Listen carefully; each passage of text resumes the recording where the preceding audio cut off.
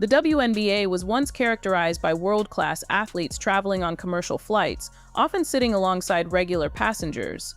Those days of budget travel are ending. The league is currently navigating a period of internal volatility as it realizes that private air travel comes with increased corporate expectations. Recently, headquarters was reportedly on high alert during an all-hands meeting led by Commissioner Cathy Engelbert. The session did not focus on routine operations like jersey sales or stadium infrastructure, but rather on stabilizing the league before a major announcement from NBC fundamentally alters the business model of women's basketball. Tensions have been visible for months, ranging from veteran players criticizing the media landscape to officiating that has allowed aggressive physical play against rookies.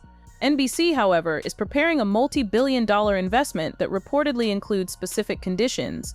These requirements are tied to the Caitlin Clark phenomenon. Sources indicate the network is not investing in traditional physical play, but in a specific superstar. They have expressed dissatisfaction with seeing the league's primary commercial asset targeted on the court, while the front office remains passive. This was a significant assertion of influence by the entity funding the league's expansion. Reports suggest NBC executives have monitored the season with a combination of approval regarding ratings and concern regarding management. When capital of this magnitude is involved, investors expect their primary draws to be protected rather than marginalized. The emergency meeting reportedly focused on an ultimatum.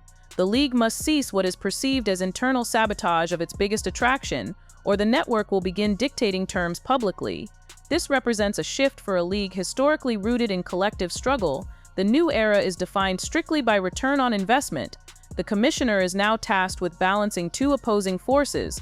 On one side are the media partners at NBC, Amazon, and Disney, who view the WNBA as a content platform with Clark as the central figure. On the other is a locker room culture resistant to the idea of any single player overshadowing the collective. During the closed-door session, Engelbert reportedly informed the veteran players that the recent influx of private jets and salary increases are not the result of a general interest in basketball fundamentals, but are specifically driven by one individual. The message was clear. If the established guard continues to suppress the league's primary draw, they risk reversing the financial progress of the entire organization.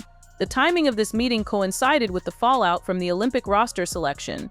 NBC, which broadcast the Olympics, saw the most commercially viable female athlete excluded from the Games. This decision reportedly cost the network millions in potential advertising revenue and appears to have been a breaking point. Executives viewed the exclusion as an instance of internal politics damaging a guaranteed rating success. The recent summit likely served as a platform to draft clauses ensuring that if the league accepts significant capital, it must prioritize the participation of its stars. This leads to the issue of officiating. Building a billion-dollar brand is difficult when a primary player is frequently subjected to hard contact, while officials remain lenient. There is a growing consensus among sponsors that the league has permitted excessive physicality to maintain a specific identity. From a corporate perspective, however, this is viewed as poor product management. If a star player is sidelined by injury due to unpenalized fouls, the investment evaporates. The directive moving forward is to protect these assets, similar to the protocols the NBA established for its own marquee players in previous decades. Resistance from the players remains a significant challenge. After years of playing in difficult conditions overseas for low pay, many players feel the new financial windfall is being unfairly credited to a single rookie. This resentment has led to concerns about a potential mutiny, including the possibility of veterans refusing to participate in promotions or characterizing new fans as toxic. Engelbert must now manage this internal friction before it causes a public relations crisis that frames the league as disrespectful to its pioneers. The Clark economy is the driving force behind this corporate pressure. Ticket sales for the Indiana Fever have occasionally outpaced the rest of the league combined, forcing teams to move games to larger arenas. While owners recognize the financial benefits, coaching staffs still operate on competitive logic that may involve physical play or resting players. This meeting was intended to bridge that gap, signaling that basketball decisions can no longer undermine business imperatives. If a media deal requires a star to be on the floor during prime time, coaching autonomy regarding player rotation may be restricted. There is also speculation regarding a future NBC announcement. Insiders suggest the network is planning a documentary series focused heavily on the rookie class.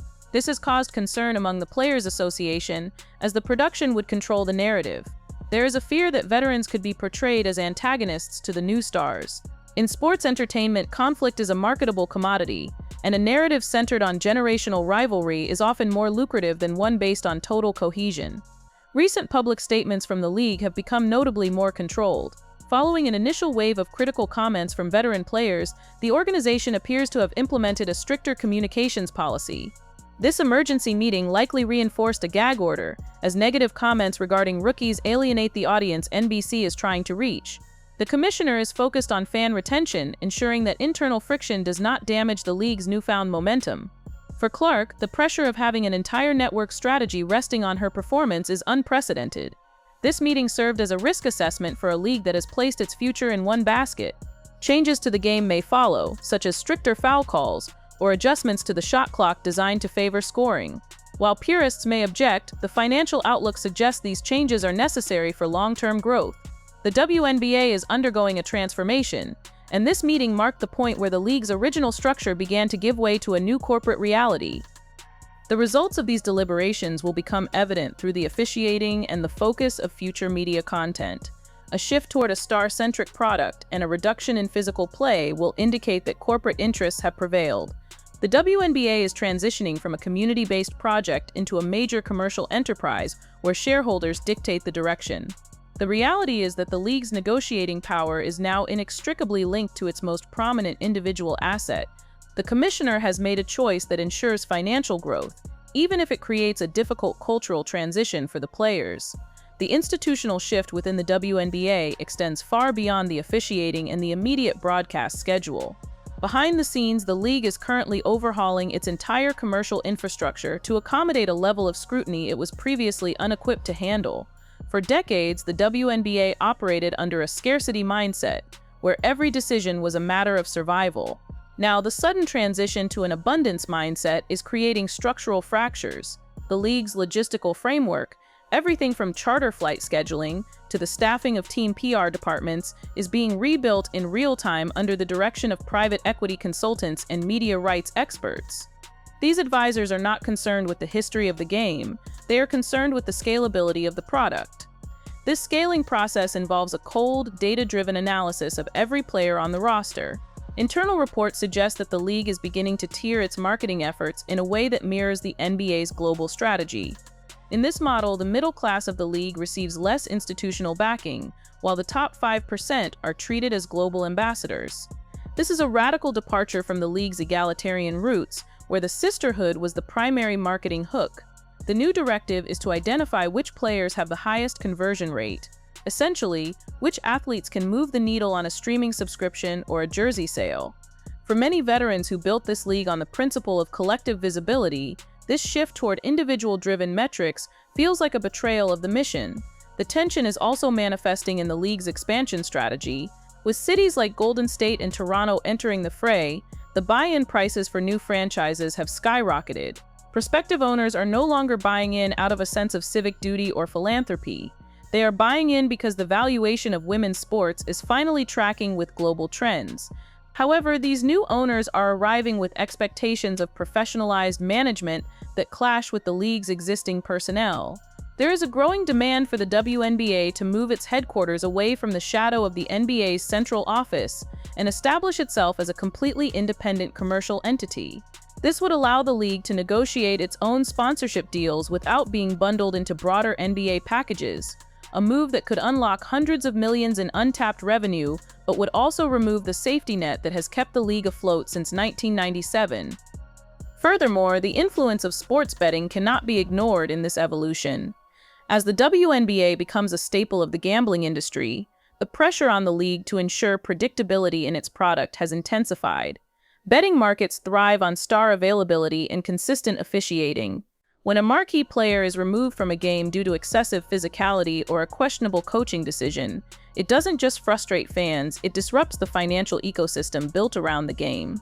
Analysts suggest that the league is under pressure from gaming partners to standardize injury reporting and player participation rules to bring them in line with the NFL and NBA. This level of transparency is a new requirement for WNBA coaches, many of whom are accustomed to keeping their tactical decisions and player health status private.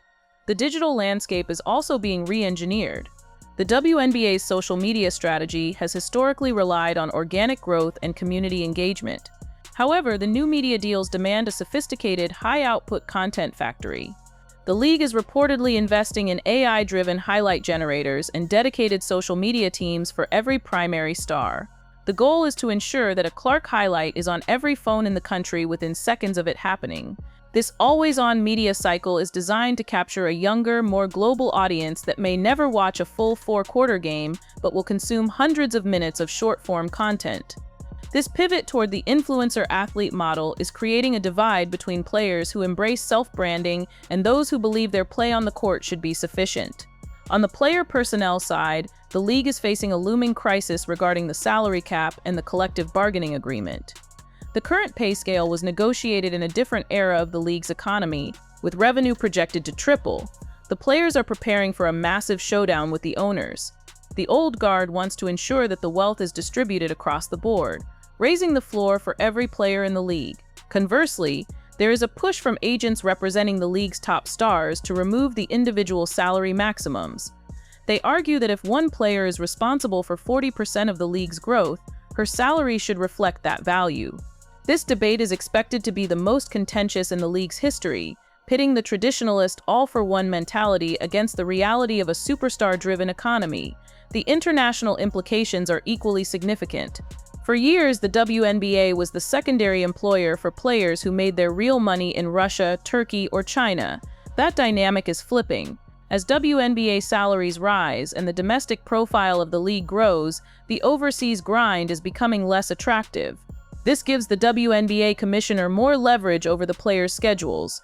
The league is moving toward a year-round model that includes off-season tournaments, international tours, and year-round marketing requirements. This would effectively end the era of players jumping from one continent to another, but it also means the league will have total control over the players' time and likeness. It is a transition from being a seasonal attraction to a permanent fixture in the global sports calendar. As the NBC deal nears its official unveiling, the league's crisis management phase is transitioning into a rebranding phase. The imagery associated with the WNBA is being polished to look more like a high-end luxury brand and less like a grassroots movement. The gritty aesthetic is being replaced by a glossy one. This is visible in everything from the court designs to the lighting in the arenas, which is being optimized for 4K television broadcasts. Every element of the experience is being curated to appeal to the casual fan, the viewer who doesn't know the history of the Houston Comets but knows exactly who is leading the league in three-pointers this week. The final hurdle in this metamorphosis is the fan culture itself. The WNBA has long been a sanctuary for a specific, dedicated community. This community is now being diluted by a massive influx of new viewers who bring different expectations and, in some cases, more aggressive behaviors. The league is struggling to find a balance between protecting its core identity and welcoming the millions of new fans who are driving the revenue. During the recent emergency meetings, there was reportedly significant discussion regarding stadium security and fan conduct policies. The league is being forced to implement more rigorous protocols to manage the crowds, a clear sign that the WNBA has moved from the fringes of the sports world into the chaotic center of the mainstream. Ultimately, the WNBA is currently a laboratory for the future of women's sports. The decisions being made behind closed doors in New York will serve as the blueprint for every other professional women's league in the world. The emergency nature of recent meetings was not just about one player or one network deal. It was about the realization that the league can no longer afford to be small. The transition is painful, fraught with ego, resentment, and corporate coldness. But for the executives at NBC and the offices at WNBA headquarters, the path is clear. The era of the community project is over. The era of the global sports empire has begun.